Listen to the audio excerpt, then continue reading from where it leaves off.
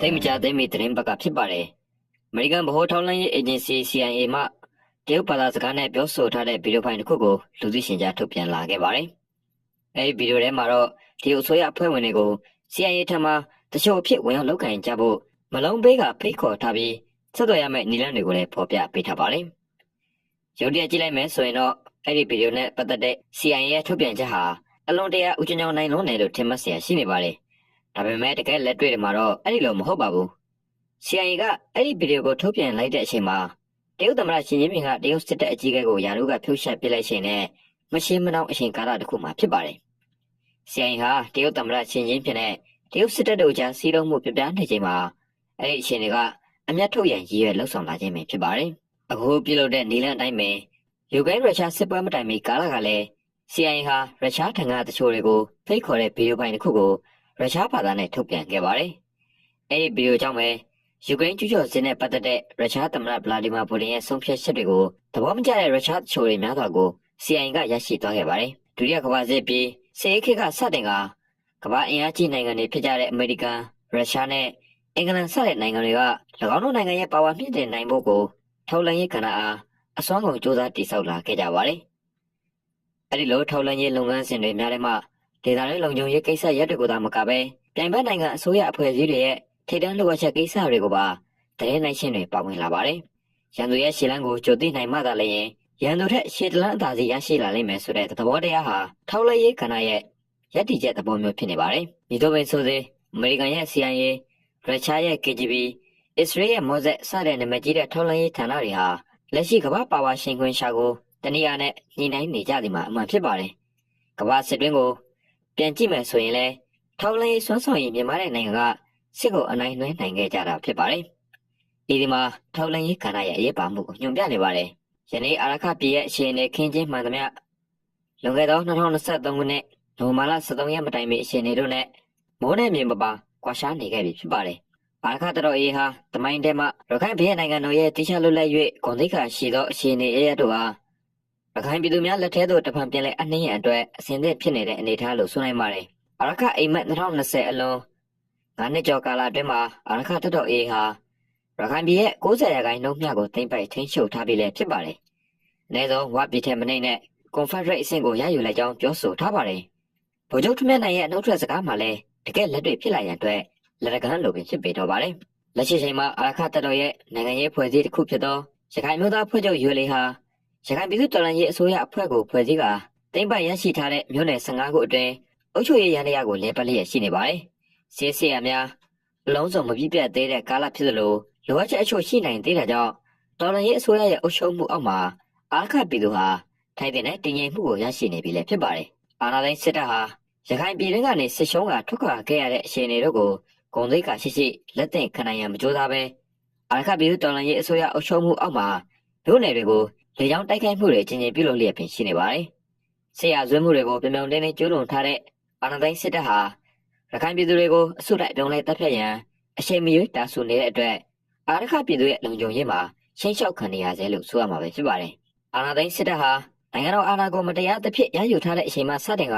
နိုင်ငံတော်ဝန်လုံးကိုလေကြောင်းတိုက်ခိုက်မှုအကြိမ်ရေပေါင်း4400ကျော်ပြုလုပ်ခဲ့ပြီးအရာသား4600ကျော်ရဲ့အသက်စီဝင်ကိုရဲရဲဆက်ဆက်ရွှေချပစ်ခဲ့ပြီးဖြစ်ကြောင်းအမျိုးသားညီညွတ်ရေးအစိုးရ NUG ကထုတ်ပြန်ထားပါတယ်။မြန်မာနိုင်ငံအမျိုးသမီးများအဖွဲ့ BWU ရဲ့ထုတ်ပြန်ချက်မှာလည်းအာဏာသိမ်းစစ်တပ်ရဲ့လေကြောင်းတိုက်ခိုက်မှုမြေမြုံမိုင်းလက်နက်ကြီးနဲ့အခြားသောလူခွင့်ရေးချိုးဖောက်မှုတွေကြောင့်အမျိုးသမီးပေါင်း992ဦးသေဆုံးခဲ့ပြီး815ဦးထိခိုက်ဒဏ်ရာရရှိခဲ့တယ်လို့ဒီနေ့ရဲ့အစောပိုင်းမှာထုတ်ပြန်ထားပါတယ်။အာရခပြည်ဟာပင်လယ်ကမ်းခြေဒေသဖြစ်တဲ့အတွက်အာဏာသိမ်းစစ်တပ်အနေနဲ့စီးရဲဖော်ဆောင်ရမှာကြီးရည်လေ3မျိုးလုံးကိုတပြိုင်တည်းတိုက်စစ်ဖွင့်နိုင်ရန်အခွင့်အရေးများရှိနေပါတယ်။ဒါပေမဲ့အာဏာသိမ်းစစ်တပ်ရဲ့မြေပြင်တပ်တွေဟာအာရခတပ်တော်အေးကိုမြေပြင်ပေါ်မှာဘလို့နည်းနဲ့မှရှင်ပြန်တိုက်ခိုက်နိုင်စွမ်းမရှိမှအသေးချာဖြစ်ပါတယ်။ဒါကြောင့်တိုက်ခိုက်ရေးမှာအကန့်အသတ်များရှိနေပေမဲ့အာဏာသိမ်းစစ်တပ်ရဲ့ရေတပ်ဆိုစီမှာလည်းအာရခပြည်သူကိုအချိန်တိုင်းနေရာတိုင်းမှာရှင်းရှုံးနိုင်စွမ်းရှိသည်မျိုးတော့မဟုတ်ပါဘူး။အာဏာသိမ်းစစ်တပ်ဟာအာရခပြည်သူကိုထိန်းနိုင်ကျဲနိုင်ရန်အတွက်လေကြောင်းအားကိုသာအဓိကအားကိုးနေရပုံပေါ်လိမ့်ပါတယ်။မြန်မာကြုံတွေ့နေရတဲ့အခြေအနေတွေကိုပြန်ကြည့်မယ်ဆိုပါကအာဏာသိမ်းစစ်တပ်ဟာတိုက်ပွဲဖြစ်ပွားနေတဲ့ကြောက်ဖြူနဲ့စစ်တွေကဲ့သို့မျိုးတွေကိုသာမကပဲအာရခတပ်တော်ရဲ့ထိန်းချုပ်မှုအောက်မှာတိုက်ပွဲလုံးဝမရှိတော့တဲ့မျိုးနယ်တွေကိုပါလေကြောင်းတိုက်ခိုက်မှုမကြာခဏပြုလုပ်လျက်ရှိနေပါတယ် အာရခပြည်ရဲ့လေကြောင်းတိုက်ခိုက်မှုအခမ်းအနားဆုံးမြို့နယ်တွေဖြစ်တဲ့ကြောက်တော်မြောက်ဦးနဲ့တန်တွဲမြို့နယ်တွေဟာအာဏာသိမ်းစစ်တပ်ရဲ့အထူးအာရုံစိုက်ရာမြို့တွေဖြစ်ပုံရပါတယ်။အထူးသဖြင့်အာရခတပ်တော်စီဦးစီးချုပ်ရဲ့ပြည်တော်ဝင်သတင်းများထွက်ပေါ်လာခဲ့ပြီးသည့်နောက်ပိုင်းမှာကြောက်တော်နဲ့မြောက်ဦးဟာအာဏာသိမ်းစစ်တပ်ရဲ့အထူးလေကြောင်းပြစ်မှတ်တပ်ဖွဲ့ဖြစ်လာခဲ့သည်ကိုတွေ့ရပါတယ်။ကုန်လွန်ခဲ့တဲ့6လကာလအတွင်းမှာ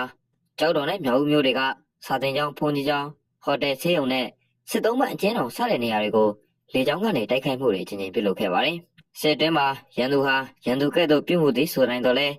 အာရခပြည်နယ်မှာအာဏာသိမ်းစစ်တပ်ရဲ့လေကြောင်းတိုက်ခိုက်မှုတွေဟာထိုမြလောက်တမျိုးကြမဆန်နိုင်ပါဘူး။လေကြောင်းတိုက်ခိုက်ခံရတဲ့နေရာတွေမှာလဲအာဏာသိမ်းစစ်တပ်ဘက်တော်သားတချို့တွေဖြစ်တဲ့သတင်းပေးဖို့ချက်တွေကြောင်းလားဆိုတဲ့မေကုန်းကိုထည့်သွင်းစဉ်းစားစရာဖြစ်နေပါတယ်။လက်ရှိအာရခပြည်တွင်းမှာအများပြည်သူအသုံးပြုခွင့်ရရှိတဲ့ဖုန်းလိုင်းနဲ့အင်တာနက်လိုင်းများရှိနေသည်ဖြစ်ရာရန်သူသတင်းပေးတွေဟာထိုနေရာမှာတစ်ဆင့်အလွယ်တကူပင်တချို့လုံးနိုင်မှာဖြစ်ပါတယ်။တာမန်ပြည်သူအရေးကုန်းကိုရှုံထားတဲ့တချို့တွေဟာအာရခပြည်တွင်းမရှိနိုင်ဟုချော့မတက်မိစေရန်အရေးကြီးလာပါတယ်။မြန်မာနိုင်ငံလွတ်လပ်ရရှိပြီးချိန်1948ခုနှစ်မှစတင်ကအာရခတပ်တော်အေးထူထောင်ခြင်း2019ခုနှစ်ဧပြီလ10ရက်အထိနှစ်ပေါင်း80ကျော်ကြာအောင်ရခိုင်လူမျိုးတို့ဟာဗမာအာဏာရှင်စစ်တပ်နဲ့ဗမာလူမျိုးကြီးဝါဒီအစိုးရအဆက်ဆက်တို့ရဲ့နိုင်ငံရေးနယ်ရုပ်ကလေးများဖြစ်နေထိုင်လာခဲ့ကြရပါတယ်။တိုင်းသားလူမျိုးများစုမှာ၎င်းတို့လူမျိုးများရဲ့ရှေ့မှမရက်တည်ပေမဲ့တော်လှန်ရေးတပ်ဖွဲ့များကိုယ်စီရှိနေခဲ့ကြတော့လဲရခိုင်တို့နေမှုထို့သို့မရှိခဲ့ပေ။ရွေးချယ်တရားမရှိတော့တဲ့အချိန်အောက်မှာရခိုင်လူမျိုးများဟာဗမာစစ်တပ်နဲ့ဗမာအစိုးရအဆက်ဆက်တို့ရဲ့အုံနောက်ဆေးခြင်းကိုဆယ်စုနှစ်များစွာခံလာခဲ့ကြရပါတယ်။အဲဒီအချက်ကြောင့်ရခိုင်ချင်းချင်းတို့တော့လဲရခိုင်မျိုးချစ်စိတ်ဗလာဖြစ်နေတဲ့ရန်သူဘက်တော်သားရခိုင်ရှုပ်ရှိလာခဲ့ပါတယ်။အဲဒီလူတွေဟာအခွင့်အာဏာတွေနဲ့၎င်းရဲ့တစ္ဆာကံရအာဏာသိမ်းစစ်တပ်အတွက်တချို့ပြုလုပ်ပေးခဲ့ကြလိမ့်မယ်လို့ယုံမှားတန်တရားဖြစ်เสียမရှိပေ။အာဏာသိမ်းစစ်တပ်ဟာတပ်ချိုသွေးခွဲခြင်းအတတ်ပညာနဲ့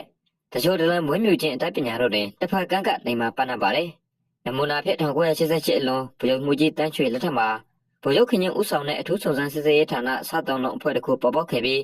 အဲဒီအဖွဲ့ဟာမြန်မာနိုင်ငံလုံးကိုလဲနေလေးအောင်မြင်းဆောင်မကြံအောင်ထိတချို့ဝန်ကမှွေနောက်ပြစ်သည့်တာရကရှိခဲ့ပါတယ်။ဒါအပြင်အဲဒီစသုံးလုံးအဖွဲ့ကြောင့်ပင်တိုင်းသားဒေသများမှာလည်းစစ်စိတ်မှကွဲပြားခဲ့ရတဲ့နမူနာတွေရှိနေပါတယ်။လက်ရှိချိန်မှာတော့အာဏာသိမ်းစစ်တပ်ဟာ၎င်းတို့အာဏာတရားမှုမရှိတော့တဲ့အာရခမြို့နယ်တွေမှာတစ္ဆာကံတချို့တွေဝင်းမြူနိုင်တဲ့ကိုတတိချက်ရမယ်ဖြစ်ပါတယ်။အမေရိကန်သမ္မတတို့ဟာမနေ့မိုးလင်းတင်နဲ့ထောက်လှမ်းရေးအဖွဲ့ပေါင်းစုံမှအစီရင်ခံချက် A4 တမျက်နှာခန့်ကိုနေ့စဉ်ဖတ်ရှုသုံးသပ်လေ့ရှိပါတယ်။အဲဒါကတော့အမေရိကန်ကဲ့သို့အင်အားကြီးနိုင်ငံတစ်ခုရဲ့ထောက်လှမ်းရေးကဏ္ဍကိုမြင့်မြတ်အလေးနက်ထားကြောင်းပြရုပ်ဖြစ်ပါတယ်။ထောက်လှမ်းရေးကဏ္ဍဟာစွမ်းဆောင်ရည်နှင်းကြပြီးနှိမ့်ကွယ်သွားလိမ့်မယ်ဆိုပါကအမေရိကန်ရဲ့ကမ္ဘာအဆင့်တင်နေရာကိုပြိုင်ဘက်နိုင်ငံများမှချက်ချင်းလက်ငယ်ရယူသွားကြလိမ့်မယ်ဖြစ်ပါတယ်။လက်ရှိရခိုင်ပြည်မှာလည်းပြည်သူလူထုရဲ့လုံခြုံရေးအတွက်စွမ်းဆောင်ရည်မြင့်မားတဲ့ထောက်လှမ်းရေးကဏ္ဍတစ်ခုအရေးကြီးလိုအပ်နေတယ်လို့ဆိုရမှာဖြစ်ပါတယ်။ CIA, KGB နဲ့မော်ဆတ်တို့ကဲ့သို့နိုင်ငံတကာကိုဖျက်ချင်ရန်မဖြစ်နိုင်တော့လဲအာရခပြည်သူလူထုရဲ့ယုံကြည်ကိုးစားခြင်းကိုအလုံးနဲ့တည်ပြမဲ့ပြည်သူထောက်လှမ်းရေးဌာနမျိုးရှိနေတဲ့နယ်လို့ယူဆမိပါတယ်။ဒါမှသာအာရခပြည်သူရဲ့လုံခြုံရေးကိုရှင်ကောင်များပေါ်မှာတစားတစားကိုက်ဖြတ်စားတောက်နေတဲ့တချို့ဒလန်များကိုစုံစမ်းဖော်ထုတ်ပြီးတာယာအေဂျင့်နဲ့အာရခပြည်သူကိုထူထောင်နိုင်လိမ့်မှာဖြစ်ပါတယ်။